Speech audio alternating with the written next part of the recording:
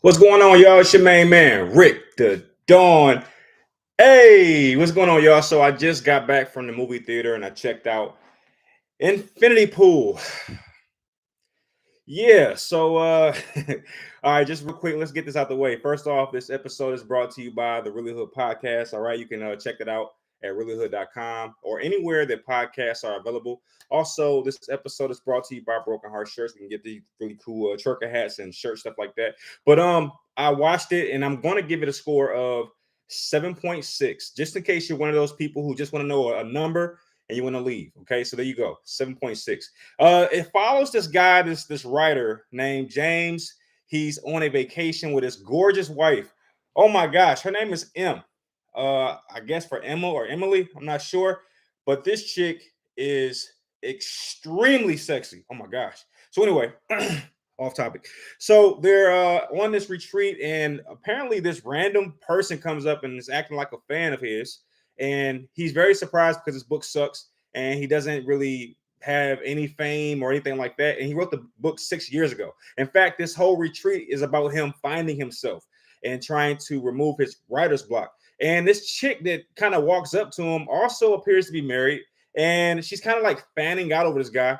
And she invites him on some random trip outside of the resort. And they go on like a little drinking trip outside of the resort. And that's where things go crazy because they get drunk essentially. And all right, let's get this part out the way too. So while they're out drinking, um, James Foster, he's like going to use the bathroom, and this weird lady, the lady I'm talking about, the fan, she kind of gives him a HJ, if you get what I'm saying.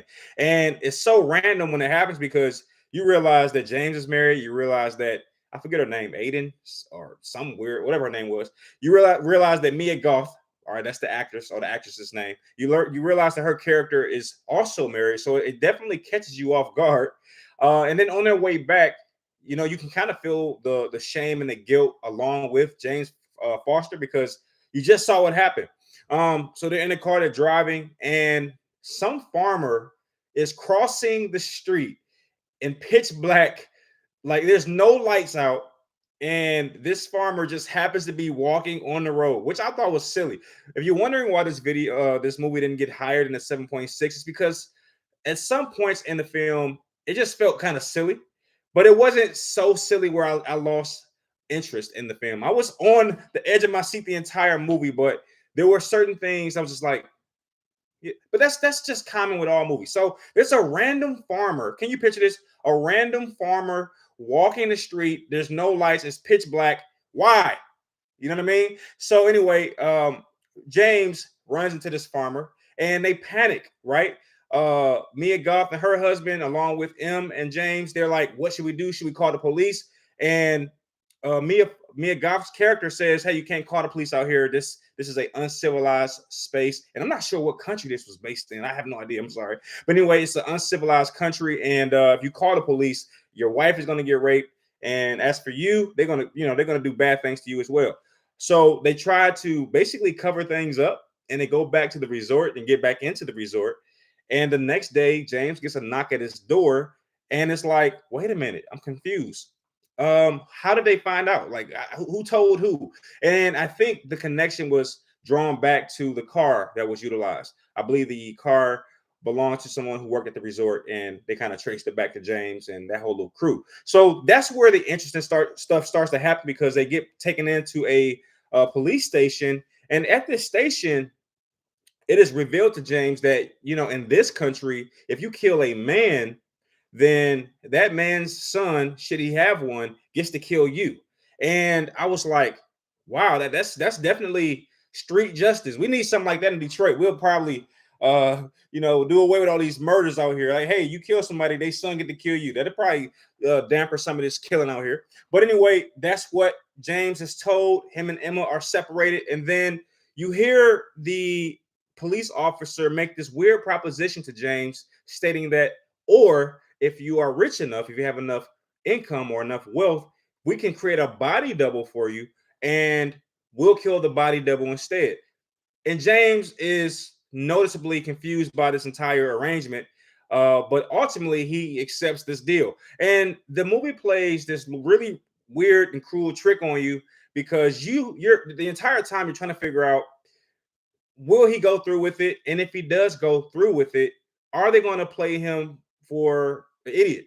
Meaning, are they going to create a body double and put the body double back on the streets and kill off the real James? That was the question I was asking the entire film. Is this the real James? In fact, can someone, after I finish my review, I'm going to go watch some videos. So I know these YouTubers be all on, they be on top of these kind of questions.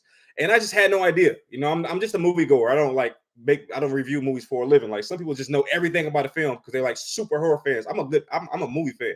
So we kind of flash this part where James is tied up on some kind of wall or some kind of pole or whatever, and then the farmer's kid comes in with this long butcher knife, and this is a really really really gruesome scene in which the farmer's kid stabs this guy probably about 17 times, it felt like. And I guess this is a great time to answer a few questions. How gory is the film?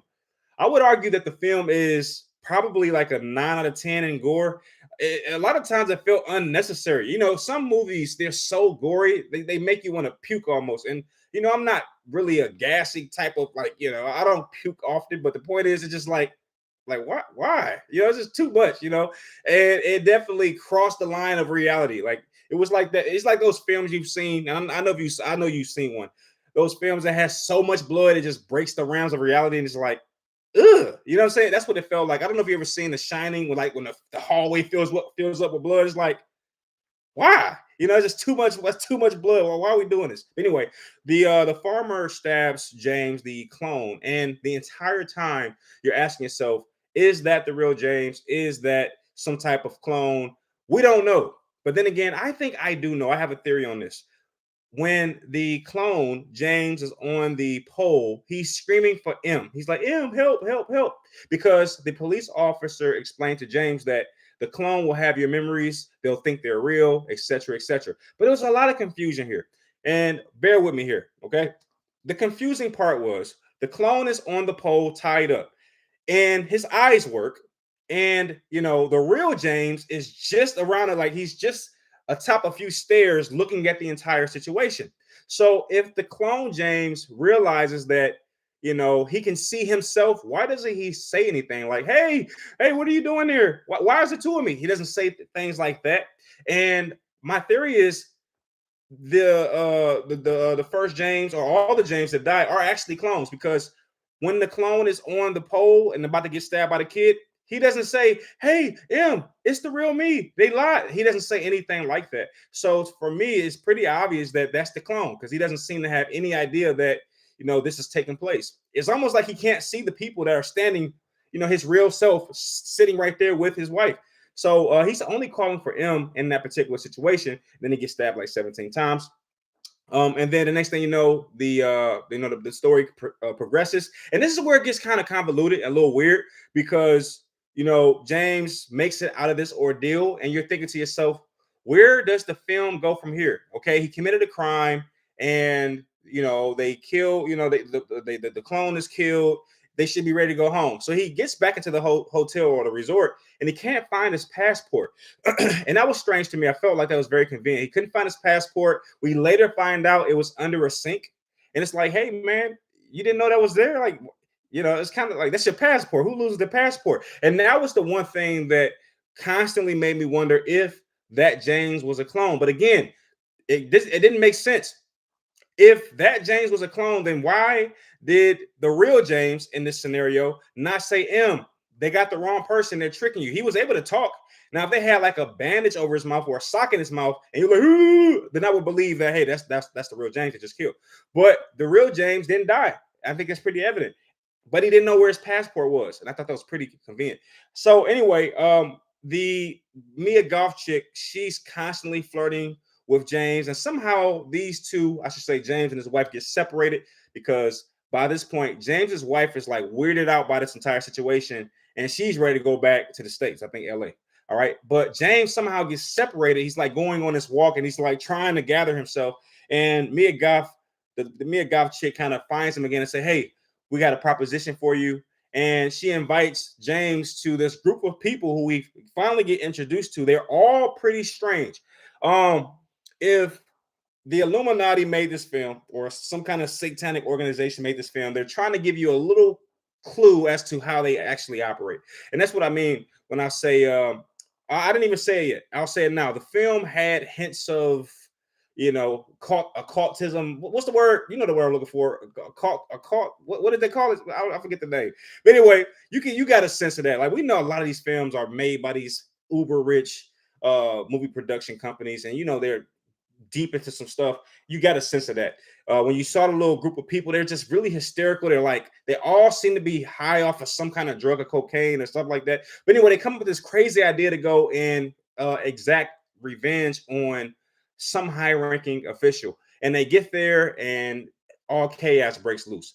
And it's crazy. It's just really strange, the number of events that take place once they get to this mansion, and they start wreaking havoc.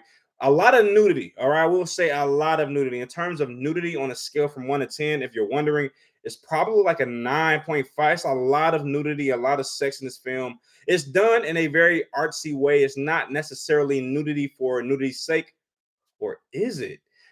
This is so much like it's like, the penises and this thing. I'm like, got breasts all. I'm like, what is this? I'm trying to stay clean and I ain't trying to get into no. I just want to watch a film. Like, it's a whole bunch of sex, just body parts all over. I'm like, goodness gracious, I ain't signed up for all this. But anyway, and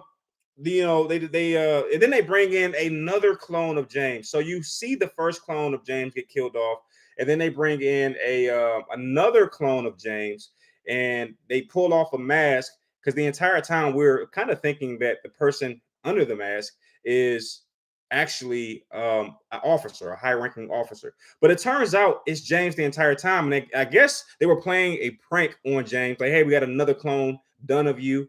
And, we just kind of wanted to play a joke. The entire time you're very confused, because the other people in the film, they seem to have done this several times, like go through the infinity pool and be resurrected and that type of thing. They seem to have gone through it so many times that they're jaded by this entire experience. Anyway, I feel like I skipped some things, missed some things, but I don't want to give you a piece by piece recap. I'm more or less trying to react to it. And the only reason I'm recapping it is so that I remember how I felt when I saw certain things. But so after he realizes that it's a clone, he kind of freaks out, and he's like, I gotta get up out of here, right? He gets his passport. His wife is already gone by this point. He's trying to leave. Long story short. And Mia Goth kind of flips out and switches and turns to a whole different person. And she's like, you can't go anywhere. He tries to go on a bus and leave. She shoots the bus. So she just okay, let's get Mia Goth out the way. Her character had to be based off of Harley Quinn. I don't see a scenario where Harley Quinn was not an inspiration for this film. Okay, I don't know. It's just like, I felt like they brought her in and say, hey, we want you to give us Harley Quinn. Can you do that? Matter of fact, I'll tell you exactly who this was, this character. She was a mixture between Harley Quinn and that lady without the eyebrows, that serial killer lady. You know who I'm talking about. She used to be a prostitute. She used to lure guys via hitchhiking, and then she would kill them. You know who I'm talking about. I just forget her name. It's a movie about her, documentaries about her. If you take those two characters, the lady I'm talking about without eyebrows, she had like a mullet. She was like a lesbian and all that. If you take her and you take Harley Quinn and slap them together, you get Mia Goth's character. Okay. And speaking of Mia Goth's character, it was a little overdone for me. It was a little over the top. I know that that's what they were going for, but her performance, and I might be in the minority on this, but her performance was not my favorite. And I'm not sure if that was by design. It's like when I was watching her on the screen, I felt uncomfortable a lot. It's just like, ugh, like, she all right? She good? I don't want to can we move to I don't know if that was by design. If it was by design, then bravo. But for me, it was just like it was just too much. And because it was so much, it broke the realms of reality in terms of this character does not exist on Earth. Like, you know what I'm saying? Like, sometimes an actor or actress can overdo it so much so that it's just like, this person doesn't exist. And I'll give you an example. Clockwork Orange. I haven't seen that movie since I was a little kid, but I remember the main actor being so over the top and so exaggerated. It's like, I'll never meet a person like this. So, it was just like, I wasn't really engaged. I couldn't really connect with that character, if you will. But anyway, somehow, some way, James ends up back at the farmer's house, the same farmer's house in which the father he actually ran into. He ends up back in that space, and he has these delusions, and before you know it, he's outside, and there's another clone of James, but this time the clone is a dog. So the film starts to go kind of just haywire and off the rails. They inhale this African aphrodisiac form of marijuana. I don't know what's going on, but he's hallucinating. He's having like crazy sex with this. Like it was a lot. It was a lot, y'all. It was a lot. I was just like at some point when I was watching this, I was just like, can we wrap this up? This is traumatic. It's a lot going on in this film. And I felt like that at some point. I'm like, just can we go ahead in this? I'm ready to leave. I was the first one to leave out the theater because I'm just like, I had enough. It's blood everywhere. It was tons of warnings. Like when you buy a ticket, before the film comes on, it was tons of warnings about epilepsy and seizures because it was so many flashing lights. There was one sequence in the movie where I literally closed my eyes, just like, let me just close my eyes so that this part of the film can end. It was so many flashing lights, and every so often they'll show a female body part, and I was just like, oh my God, what is this, dude? I'm like, are they trying to like program us with this? I'm like, yo, I got to get up out of this. Like, this is crazy.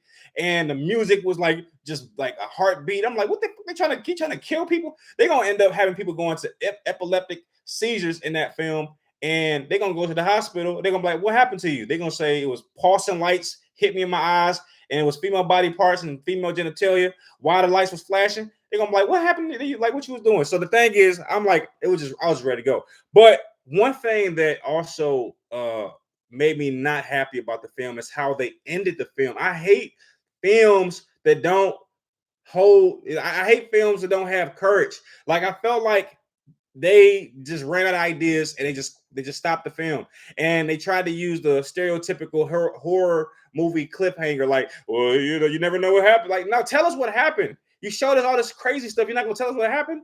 And I'm not sure if they're leaving it open because possibly there's a sequel, but I'm like, I don't want to see this again. This was too much. The first one was too much. So he's long story short, just to kind of give you some idea of what happened. He kills the dog version of himself, which is insane, and he does so with his bare hands. And there's so much blood in this scene. It's just like, what the fuck am I watching? Right? What is this? It was disgusting, right? It was really disgusting. Okay, and then he kind of snaps out of this fog that he's been in the entire film. Like the entire film, this is his face. The entire film. After his first clone is killed, the entire family's just like, I'm like, what kind of drugs is he on? Like, wine that lasts maybe a day. When you wake up, you good. Weed, maybe 2 or 3. Like, what is this? What is he on? African aphrodisiac smoke. That's what he's high off of. Smoke, right? Or roots and smokes. And it's just like, man, he been high the whole film. And the film took place over a week.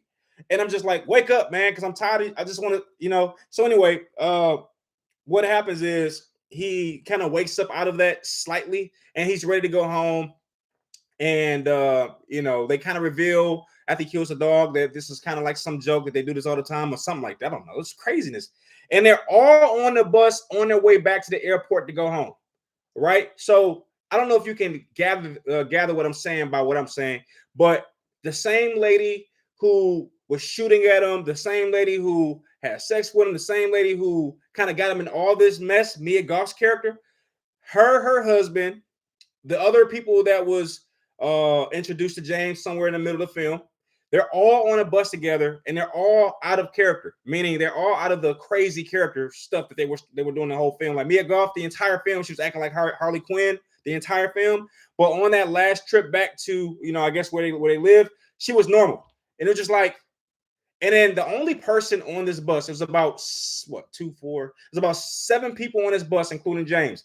Out of the 7 people on the bus, James was the only one that still seemed to be confused. Like Mia Goth and her husband, they were talking like, "Hey, so yeah, what we're gonna do when we come home? Oh, yeah, I bet you're gonna clean up the house. Oh, you're gonna go." They were just talking normal, and the other couple were just kind of like, "Yeah, so yeah, I like to clean the walls when my husband's up." They're just talking normal, and James Foster is in the back row, like just confused. Everybody is normal. He's still confused. And, then they, get to the airport. Everybody goes on their trips back home. And James is just sitting there like, and then he decides not to go back home, I guess. And he goes back to the resort and just sits in rain. And I'm like, yo, give me a definitive ending. I want to know what happened. Don't just have him do this and space out and then go back to the resort and just sit in a folding chair in the rain. That's not an ending. So that's why I was mad. That's why I didn't give it more than a 7.6, because I wanted a definitive ending. I want you to tell me, was that James or was it James's clone? I think I know the answer already. It was James. Okay, I want to know that. Great. I want to know what happened between James and his wife when she went back home. Did she call back? I want to know that. I want to know, why did he go back to the resort?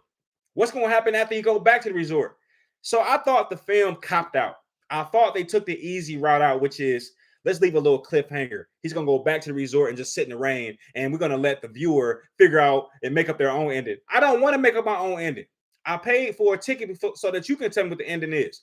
And I saw what I saw, and I'm confused. Why is he sitting in the rain? Why is he still confused? Why is he not like, what's going on with this movie? And one thing about the film that made zero sense to me is, how does this poor, uncivilized country have this type of technology? How do they have technology to replicate an entire person? Okay, how do they have the technology to do that? And no one else in the world seems to have this technology, because the film seems to be based in present day. And apparently, United States is still the United States, a leader in the tech world. But this unheard of, uncivilized country has technology that allows you to clone yourself perfectly, whereas the United States does not have this technology. So a couple questions popped up. How did they get the technology and no one else has it? And number two, how is this not out in the open in the cell phone era? Okay, the minute he saw a dog version of himself, he should have took his phone out and went live on Facebook, because it's like, wait a minute, am I seeing what I'm seeing? Take your phone. I don't even think I saw a cell phone in this movie. And it's like, come on, y'all seeing clones of yourself, y'all taking African root drugs. Like, where the phones at? So, the film has some weird, like, unanswered questions that threw me off. But obviously, I'm saying I still enjoyed it because I gave it a 7.6. I didn't give it less than that. I respect what it tried to do. It tried to be different. And I think this film would fall in the category of elevated horror. But I'm so tired of elevated horror, because elevated horror nowadays just means we can confuse you and then confuse you even more when the movie goes off by leaving a cliffhanger ending. That's not elevated horror. That's confusing horror. Like, let me know what happened. I feel like elevated horror is giving these executive producers an excuse to leave a lot of plot holes and then just leave the movie at a cliffhanger. I feel like that's lazy. Okay, I want to know, tie the movie up, and don't be lazy. If you want to make a sequel, don't make a sequel off a cliffhanger. Make the sequel off of the big plot points in the film. I feel like that's what a lot of these producers are doing. They're making very, very open and cliffhanger movies so they can potentially make a sequel if the film does well. Instead of, let's make a strong, complete film, and if it's good enough, we'll make a sequel based off the biggest points of the first film. And I'm not sure this is going to get a sequel. I looked online, and it looks like the box office has them having only generated about $4 million. That to me sounds like a failure in my opinion. I don't even know if they made back their investment in terms of their budget. I mean, 4 million at the box office. I don't know if I'm getting a little old here, but 4 million ain't never sound like a good number for a movie, where I could, like, as far as I'm concerned. And I'm not sure why. I mean, I don't know. In the film, I'm not sure who the film is targeted towards. I'm just not sure, because it's called Infinity Pool, and it's about a couple. It's just like, here's what this film is about. Long story short, now long story long by this point, it's about a couple who hits a guy who shouldn't have been there, and then they are allowed to clone themselves and kill the clone, which makes no sense, because in this particular situation, the clone gets killed by the son of the man they killed. And if you're the son and you know you're killing the fake version of the guy that killed your father, is that really justice? Because you're like, wait a minute, I want to kill the real person that killed the father. I don't want to kill a clone of the guy who killed the father, and you're just sitting there watching. No, I want to kill the like. No, you come down here and you take the spot of the clone. The clone can live the life that you should be living, but you're gonna come down here and take this L. But no, that's not what happens. So it's just like I don't understand. I'm not. That was confusing for me. And then you got this Mia Goth character, and she's not thoroughly broken down in terms of her intentions. She eventually points out that she wasn't really a fan of James in the first place. She was just making it up. It's like, why? Why? Can you tell us why you went through all this? Why? I need an answer to that. I'm crazy is not a good answer. It's like, you set all this up because you're nuts. Oh, okay. All right. Good answer. Good answer. That just doesn't do it for some people. It's just like, it just didn't make a lot of sense for me. And then, I'm gonna be real with you. Okay. Mia Goth is pretty. Okay. But if you saw James's wife, Mrs. Foster, in this film, who in a right mind is about to give up her, and she was rich. Okay. Even if she was dirt poor, she would have been a 10 out of 10. She is absolutely gorgeous. And don't get me wrong, Mia Goth is pretty to me. I think so. But who in a right mind is about to fall for Mia Goth when you got Mrs. Foster looking like that? And she got money too? We talking about rich. We talking about $1 million rich. Who you gonna give up a sexy millionaire chick for a chick without eyebrows? That made no sense to me. I was confused. I'm like, yo, I'm done with this film, man. I don't even want to talk about this no more. I feel like I'm pooping on the film, and I didn't mean to do that. It was more or less just trying to understand. Now that I'm unpacking my thoughts, I got a lot of questions. I don't understand a lot of stuff about this film, but I liked it though. So here's why I liked it. Start from the beginning. Here's why I liked it. I liked it because they took a lot of risk. I like the fact that they infused clone technology in a horror film. Like, you can't really miss with that premise. It's a horror film with cloning technology. Sounds like a winner to me.